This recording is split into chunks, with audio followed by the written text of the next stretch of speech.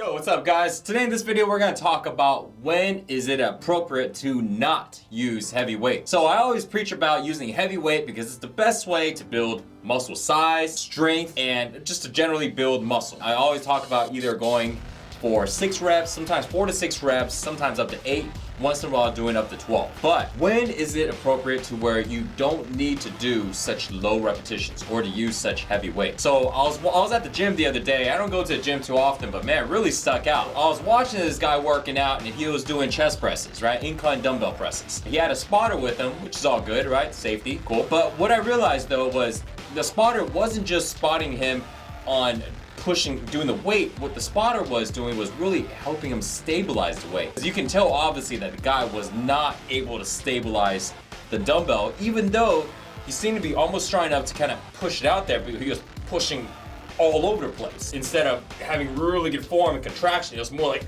just whatever was going. I started thinking, I was like, man, that guy's gonna get injured, you know? I mean, yeah, you can use heavy weight, you can use the spot to help you get more repetitions in, but at what point do you have to put a stop to it? What was actually happening is the guy's stabilizer muscles was not strong enough to do the weight, even though his primary muscles was. For example, he was doing a dumbbell incline press. So doing an incline press, it seems like his chest was strong enough to push the weight and probably his triceps too, but then it seems like when he was trying to stabilize the weight, his core wasn't strong enough to hold the weight still, so he couldn't push straight. So he started moving like this, and then you can tell also his shoulders wasn't strong, he wasn't engaged, he was really just able to push a lot of weight, but not able to stabilize it. So his partner had to actually go and not just help him out, but hold him still so he's pushing the right direction. So that is a huge no-no when it comes to using heavy weight, because it's great to have a spotter because it's safety first, and plus they can go ahead and help you out with some force reps, or force reps, which is your fatigue and you keep going until you can't do any more, and then they kind of force a couple of reps out for you.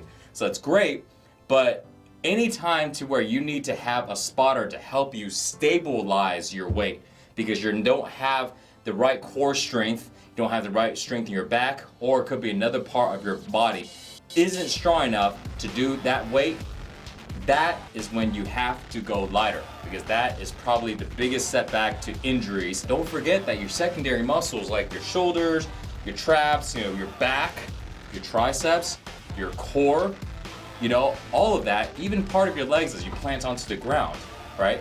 But all of these muscles are involved in that workout, right? In that exercise, in every single repetition, even though your primary movers is your chest, right? And you want it to be that way so you can work it. But if parts of your body is not strong enough to control that weight, then you're gonna run into an issue because your main muscle is strong enough, but your other parts aren't. Then when you're trying to stress like this, that's gonna go ahead and injure those muscles because it's an overload. So it's an overload on your stabilizer muscles and on your secondary muscles. Another way you can really tell if you have weak stabilizer muscles is if you're doing a workout, let's say you're doing squats, right? Maybe your legs is strong enough to do the weight, but your back always seems to hurt. Why? Because your back is not strong enough. Your core isn't strong enough. So your legs may be strong enough, but your back isn't. So you're doing heavy squats and it seems to be okay, but you start feeling a lot of pain in your back. How does that happen? Maybe because you've been doing a lot of leg presses. Maybe you've been doing a lot of hack squats. You've been doing a lot of leg extensions. You've been doing a lot of direct leg exercises, for example, that's building very strong legs.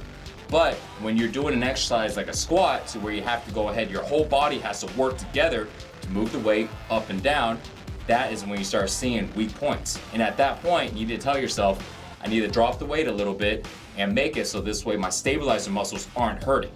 Because if you're doing that, yeah, you're getting more of a leg workout when you're going heavier, but then all of your stabilizer muscles are being overworked to the point where they can get injured. And once they're injured, you're screwed. So you always want to prevent injury. So that's a very, very important thing. And another thing is and when that does happen, the last thing you want to do is have a partner come in and spot you. Because that's usually what I see. If somebody's doing a squat, let's say they're going too heavy, they're able to do it, but their back's kind of giving out, so they have someone to spot them. Well, all they're doing is trying to compensate for their weak back and their weak core, which is not the way to solve the problem. Right? The way to solve your problem is to go a little lighter, and make it so this way your body can do the weight, and if you need help to go ahead and get out more repetitions, then you get a spotter to help you get more repetitions.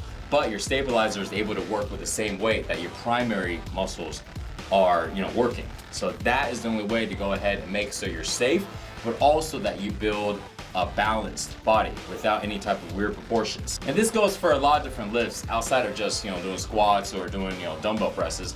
Even if you're doing barbell curls, right, for your biceps. Standing, same thing.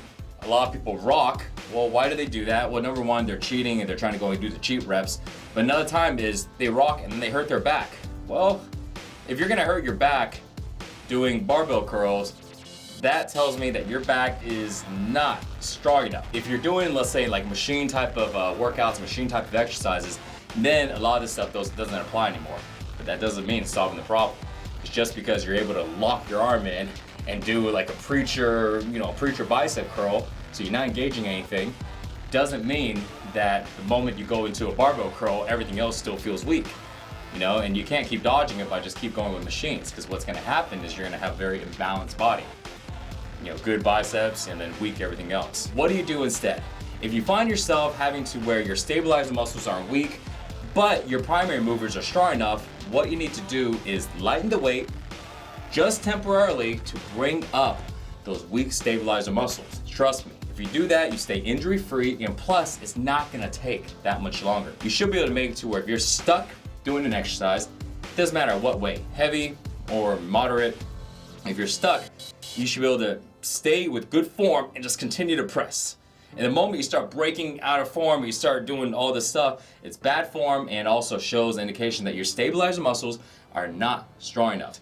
Injuries is the only thing we can't do a lot on once you have it.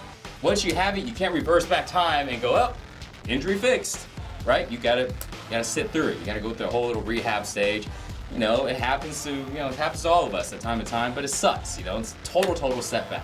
All of this is to make sure you get the most amount of gains that you can on building muscle, getting lean, injury free, so you can stay consistent, which is the key to getting in shape.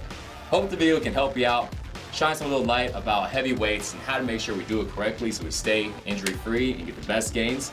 More workouts, more nutrition, sixpackshortcuts.com. See you guys next time. Bye.